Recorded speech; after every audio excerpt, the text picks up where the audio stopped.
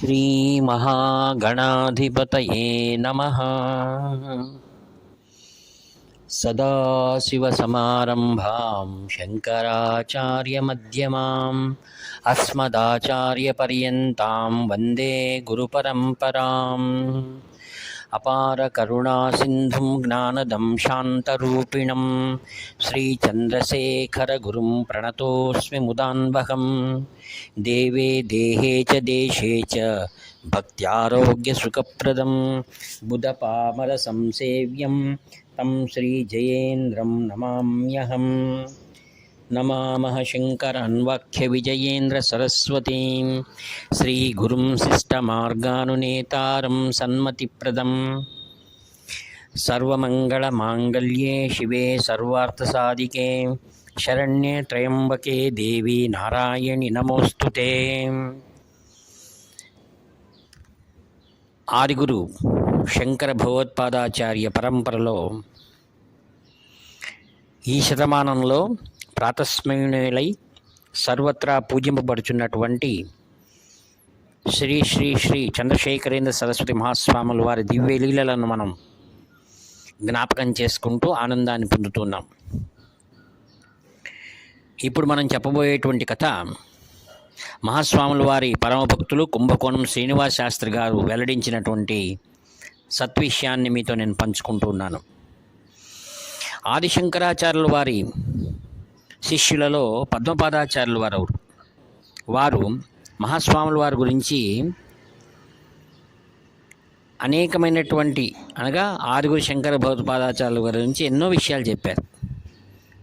ఆయన ఏమన్నారు, సాక్షాత్తు అపర శంకరులు అంటే సాక్షాత్ మహాదేవుడు ఆయన నాగాభరణాలు, ఏగు చర్మాన్ని, పులి చర్మాన్ని, అష్టైశ్వర్యాలను కేవలం విడిచిపెట్టి సన్యాస రూపంలో వేదధర్మాన్ని ప్రతిష్ఠ చేయడం కోసం ఈ భూలోకంలో అవతరించారు అనేటువంటి విషయాన్ని పద్మపాదాచార్యుల వారు సెలవిచ్చారు. ఇప్పుడు కుంభకోణం శ్రీనివాస శాస్త్రి గారి దృష్టాంతం ప్రకారం 68 పీఠాధిపతులు శ్రీ శ్రీ శ్రీ చంద్రశేఖర సరస్వతి మహాస్వాముల వారు కూడా సాక్షాత్తు ఆదిశంకరులే. వారు ఒకసారి కాంచీలో ఉన్నటువంటి శివాస్థానంలో స్వాముల వారు ఎప్పుడు ఉంటారు అక్కడ. ఒకసారి 12 సంవత్సరాల ఒక బాలుడు స్వామివారి దగ్గరికి వచ్చి ఏడుస్తూ తన బాధను చెప్పుకుంటున్నాడు.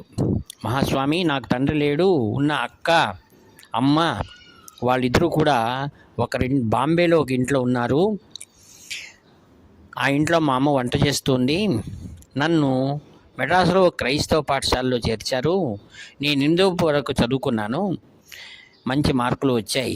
అయితే పేరతనాన్ని ఆసరాగా తీసుకొని క్రిస్టియన్ మిషనరీ వాళ్ళు నన్ను మతం మారితే MA డిగ్రీ వరకు కూడా ఉచితంగా చదివిస్తామంటున్నారు. నాకు మనసు ఒప్పటం లేదు స్వామి, నాకు ఉపనయనం చేసుకోవాలని ఉంది. 4 నెలల నుండి మా అమ్మ దగ్గర నుండి నాకు ఎటువంటి సమాధానం లేదు.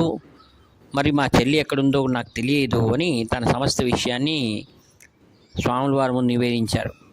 అక్కడ వింటున్న వారందరూ కూడా స్వామివారు ఏం ఉపాయం చెప్తారా అని కుతూహలంగా చూస్తున్నారు. స్వాముల వారు అక్కడ పరిచారకుడు చెప్పాడు, ఈ అబ్బాయిని మన దగ్గర ఉంచుకోండి, తర్వాత చెప్తానన్నారు. కొన్ని రోజులు గడిచిపోయాయి. ఒకసారి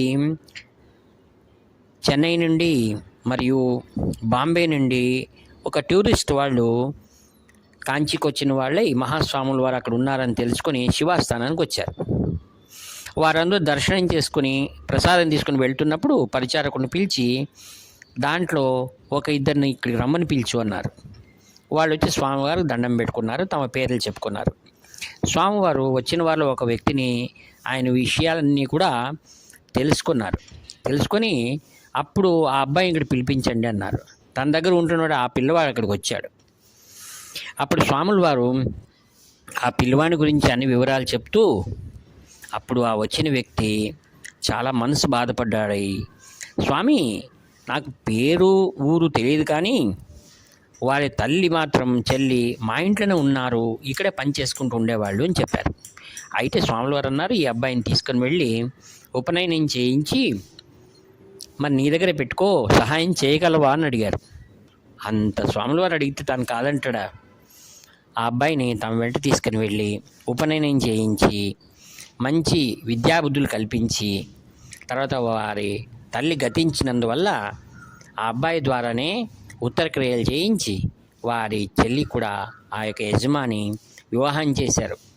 యథాతథంగా ఎలా సాక్షాత్ శంకర్లు ఏ విధంగా అందరిని అనుగ్రహిస్తారో అలానే కరుణామూర్తి అయినటువంటి కాంచి కామకోటి పీఠాధిపతులు తనను ఆశ్రయించి వచ్చినటువంటి వారినందరినీ కూడా ఇలానే అనుగ్రహిస్తారన్న దానికి ఇది ప్రత్యక్ష నిదర్శనం. అలానే ఇది మహాస్వాముల వారు బళ్ళారి దగ్గర హగరి దగ్గరలో ఉన్నప్పుడు జరిగినటువంటి ఒక ఘటన. ఆ సమయంలో శ్రీ ఆలూరు వెంకటరమణ గారు అని ఒక ఆయన ఉండేవారు. ఆయన కోస్తా ప్రాంతంలో వ్యాపారం చేసుకుంటూ జీవితం స్థిరపడదామన్న సందర్భంలో గొప్ప తుఫాన్ వచ్చింది. ఆ తుఫాన్ కారణంగా ఎందరో ప్రాణ నష్టం మరియు ఆర్థికంగా చాలా నష్టపోయారు.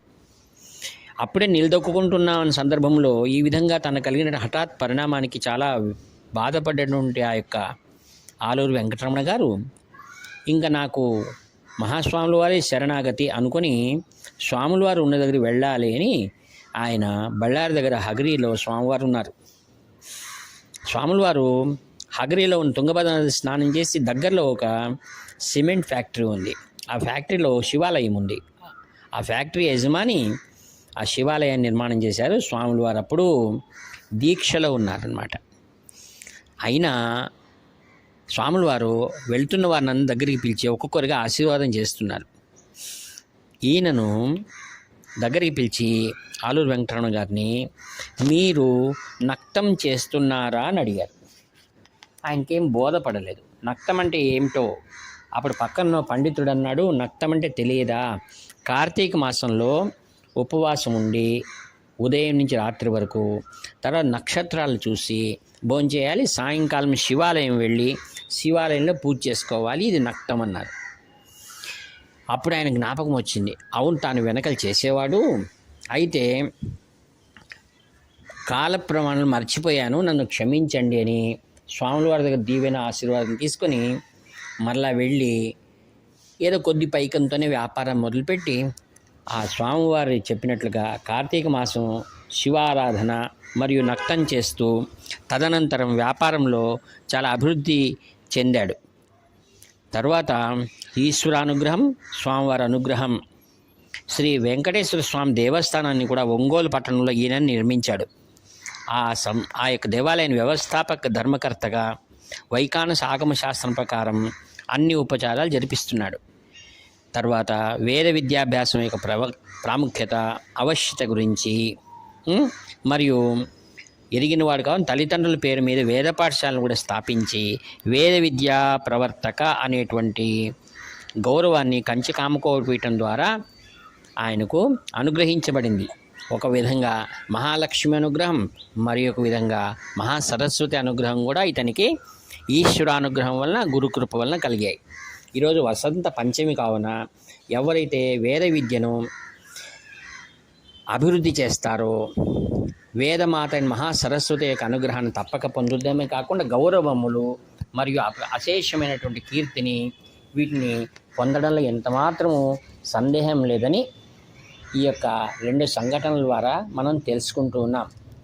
కాంచి కామకోటి పీఠం స్వామివారి దివ్య అనుగ్రహాలు ఈ వసంత పంచమి నాడు మనందరి కలగాలని, అందరిలో కూడా సకలమైనటువంటి విద్యా కలిగి మరియు వేద విద్యను, మన సనాతన ధర్మాన్ని మనం అభివృద్ధి చేసుకున్నటువంటి అనుగ్రహాన్ని పరమేశ్వర స్వరూపమైనటువంటి కాంచి కామకోటి పీఠం శ్రీ చంద్రశేఖరన్ సరస్వతి మహాస్వాముల వారు, తదంతే వాసివర్యులు శ్రీ శ్రీ శ్రీ జయేంద్ర సరస్వతి మహాస్వాముల వారు, తదంతే వాసివర్యులు ప్రస్తుత పీఠాధిపతులు శ్రీ శ్రీ శంకర విజయేంద్ర సరస్వతి మహాస్వాముల వారు మనకు అనుగ్రహించని ప్రార్థిస్తూ ఈ వాక్పుష్పములన్నీ కూడా దేవీ స్వరూపమైనటువంటి సద్గురుల దివ్య చరణారవిందము సమర్పిస్తూ సెలవు తీసుకుంటాను.